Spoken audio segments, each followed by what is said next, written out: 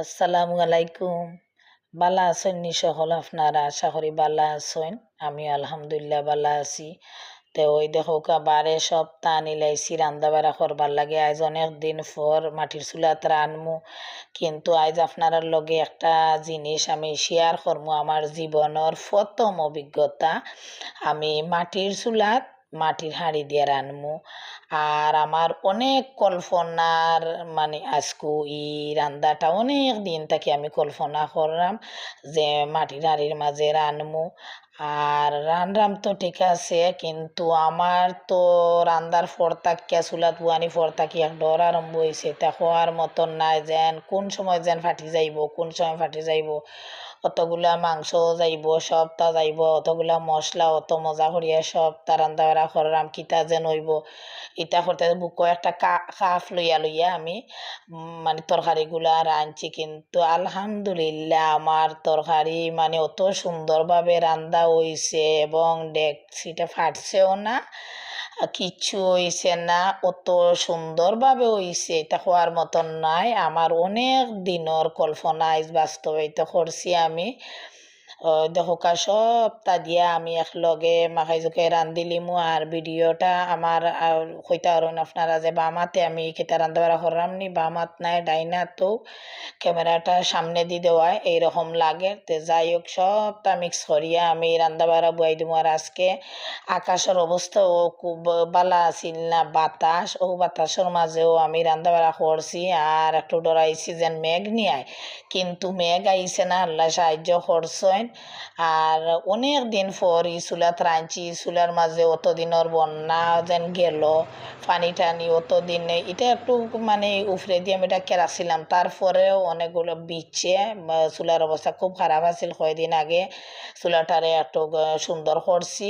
ওরে তারপরেও কই যেন ভিজা যে রান্দাটা ওইবনি, আগুনটা ওইবনি। তো আলহামদুলিল্লাহ আগুন হইছে, খুব সুন্দরভাবে রান্দা বাড়া আমি করছি।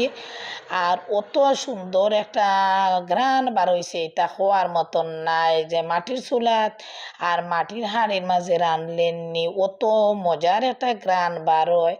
আর তরকারিটা খাইয়া সবে কইছেন যে অসাধারণ তরকারির স্বাদ হইছে, এবং আমি নিজেও খাইয়া দেখলাম যে আমার জীবনের প্রথম মাটির হাঁড়িতে রান্দা আমার সার্থক হয়ে গেছে। ওলা মজা লাগছে তরকারিটা।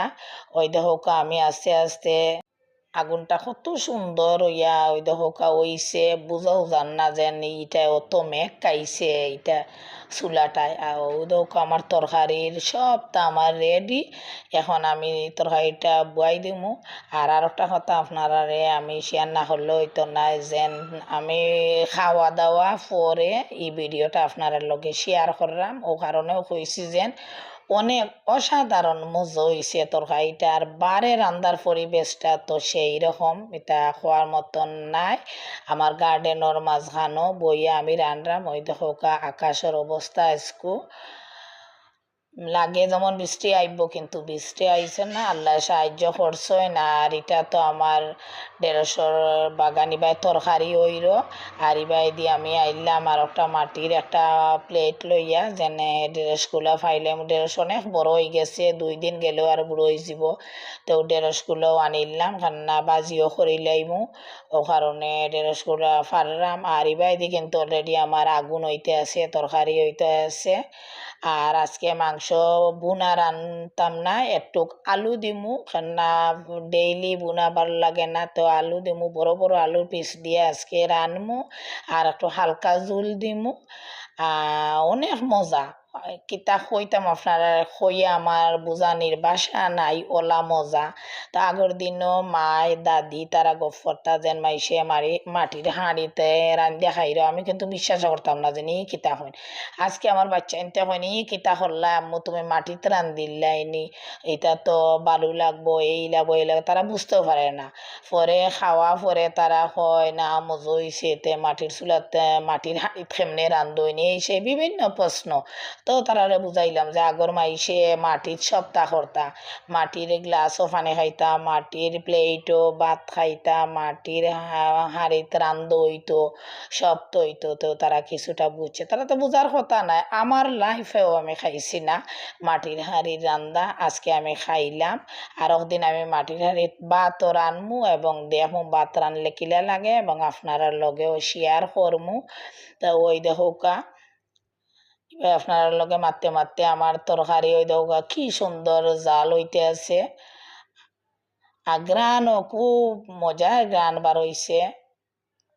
ওই দেখোকা কত সুন্দর কালারটা আইছে, আর অনেক সুন্দর মাংসগুলা কষা হইছে। ওই দেখো আলুগুলাও আমি দিলাইরাম, আলু মাংসর মাঝে কষা হয়ে যাব।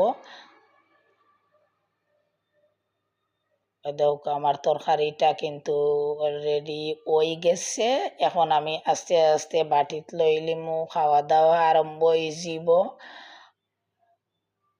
দেখো তরকারির কালারটা মাশাআল্লাহ খুব সুন্দর আইছে। আর আগেও কইরাম যেন আলু দিয়ে আমি ইচ্ছা করি একটু জুল দিছি, কারণ না আলু দিয়ে একটু হালকা জুল দিলে তরকারিটা ভালো লাগে, খাইতে ভালো লাগে। ওই টেবিলে সবটা আমি সাজাই লিছি, ইনো 3-4টা আইটেম আছে, সব কিছু আমি সাজাই লিছি। ওই লগে আমার তরকারি।